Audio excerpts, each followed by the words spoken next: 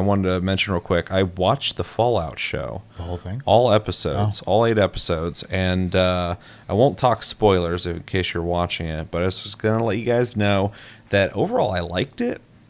It's pretty much all I've heard. Yeah, but I don't love it like a lot of people are going. People are going crazy about this. But I liked it. I got complaints, but set design's overly sterile, but that's a problem with a lot of streaming services making movies and TV shows. Everything looks like it was made yesterday, so they can get it filmed and just pump it out. But the set design of things from the game series, really faithful. I understand why people want to play Fallout after watching it, because I felt that for a second, and I'm not even a huge Fallout guy. I like Fallout 1, 2, 3, and New Vegas. 76, right? 76? That's what it's called, Fallout 76? That was kind of fun to play with friends, but I would never touch it solo, and I wasn't a fan of 4, although everybody says 4 is great now.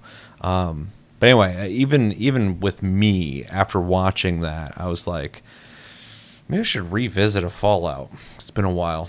Although I'm seeing so much footage of Fallout games now, and holy shit, a lot of those older ones look old now. Just go real old and just play 2. Yeah. At least it's so old that you're just yeah, of course. Yeah. But I remember Fallout 3 and New Vegas a certain way, and then I look back on it and I'm like, oh shit, those textures are muddy as fuck looking. But yeah, the show is interesting, and not everybody. A lot of people are saying this, and I agree, but I don't think it needs to be like this with everything. It is smart that the show is canon, which is crazy, but it's its own story. That's kind of interesting. So the events that have happened in the games affect the show, and the things that happen in the show are canon for the game. So this is basically a Fallout game that you watch, and it feels like that, which is the highest compliment I can give them. It feels like this could have been a Fallout game, story-wise. But it's interesting that they decided to just have their own story. So the pressure of are they going to do it correctly only comes down to, are they following the lore and are they following the visual style? And I think they did nail both of those. I've seen some people say there's some things they missed. That's going to happen, but for the most part, it felt like it worked. So yeah, the show is serious, but also kind of zany. It's not an overly serious show. Everything's kind of crazy, and Fallout's kind of like that too, but this feels a little more zany than the games, if that's even possible, because sometimes the games can be pretty, I guess, Bethesda-y in how they do humor and stuff like that. When it came to the actors, Walton Goggins did great. I know everybody's talking him up, but he plays the ghoul in the series. I don't know if you've heard anything about it. I don't know anything about it. I thought it was interesting. Basically, they have 3 main characters. I won't talk about really anything about that, but there's 3 main characters from different perspectives. Okay. And in the advertising, it shows that one of them is a ghoul, which I think is interesting, that they even went that route. They have a main character from that perspective. And it presents a lot of fun scenarios from his perspective. And then you have a vault dweller who, for whatever reason, has to leave the vault. And then a dude who's part of the Brotherhood of Steel, which are the dudes in the big mechanical suits, from his perspective. And they all kind of intertwine in a way in the story. I thought that was creative. But yeah, Walton Goggins did fantastic. I didn't expect anything less. The guy's awesome. Everybody's talking him up. I get it. Everybody's talking up the girl, too. I forgot her name. One with the big eyes. But I've heard that part. Yeah, which is sad. She got big eyes, but as a guy with big eyes, I get it. It's cool. It's funny because everybody talked her up, and then I watched the first 2 episodes, and I was like, man, she does not have much range. She emotion wise. But as I watched the show longer, she became kind of charming. So I don't really have complaints about her anymore. But she still is lacking some range. There's a part at some point where she cries, and you can just tell they put some eye drops in her eyes because there's nothing going on her face, so she's not fake crying very, very well. But not a big deal. I think she did good. But one of the only people I can really complain about too much, or not too much, but a little bit, is the guy from the Brotherhood of Steel. The guy like looks 45, but sounds like he's 12 when he talks. His eyes are always like this. Like his face doesn't move all the time. It's crazy. But he's like talking like in different ways or whatever.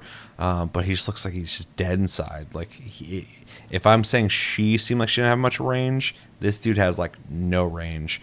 His character was interesting enough though. I just think he didn't really open up as like an actor until like the last like maybe 2 episodes. Also, the way they portrayed the Brotherhood of Steel, I thought was really weird. They basically made them out to be like stormtroopers, like they're incompetent. Their power suits didn't matter until like later in the show, but like every time they showed up, somebody was getting the best of them easily, like constantly. And I'm like, I thought these guys were supposed to be imposing in some way, so that felt really off. Like I feel like they really kind of made them into like a joke. But whatever. But yeah, 8 episodes, short sit. I think it's worth it. I think they did a really good job, which is nice because following The Last of Us, we are in a kind of cool area in adapting games to visual mediums. It's not game related, but the One Piece live action was really good as well. So. Oh yeah, I watched a couple episodes of that. That was yeah. I think a lot of the older people are moving out, and a lot of the younger people who care about these things are moving in. And so, like, I said that years ago that was going to happen. It's finally happening. And the only reason I bring that up is because for years on this channel, but even before that, I have just heard so many people that I know personally, people online, all over the fucking place say you can't adapt a video game to a movie.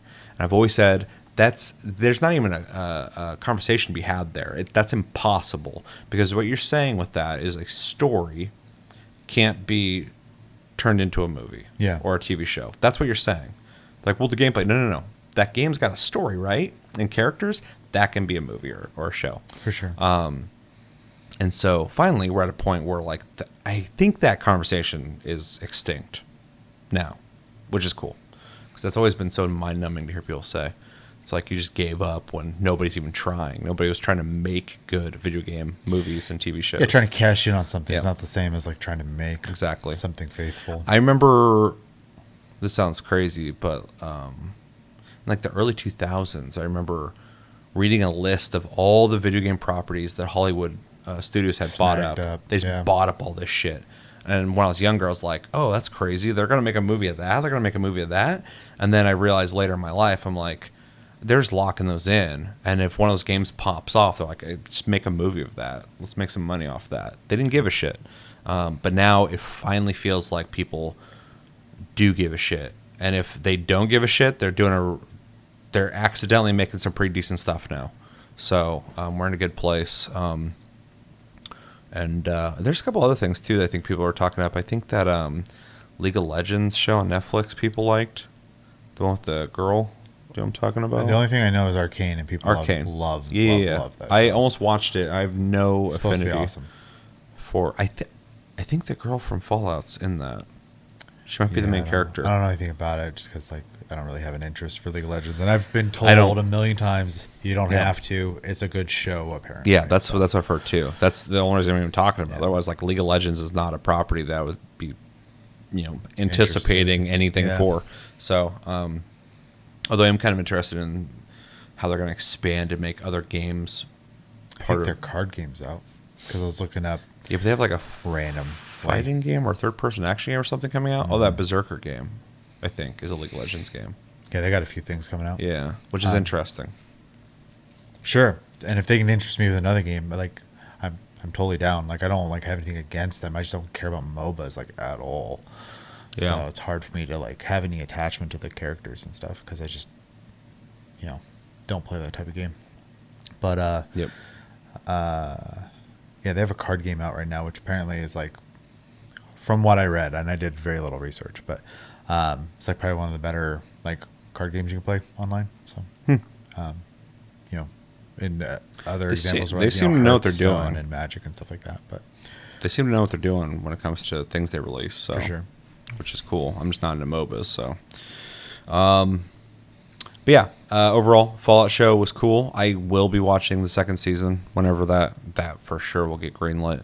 Because I think even with some complaints of this season overall, the better of it outshines the worst of it. So, also if you're just into like the lore of Fallout, especially because this is canon now, and the idea of the vaults across the country, this is definitely worth watching for that alone. So, yeah. I think that's everything I have to say. Oh, I'll just grade it if I'm reviewing it. Overall, I think I would give it a B plus. Okay. I would go A territory, but I didn't come out loving it, but I liked it. So definitely B plus with room to grow. I think the show ends in a way that I think the characters could get better in the second season. So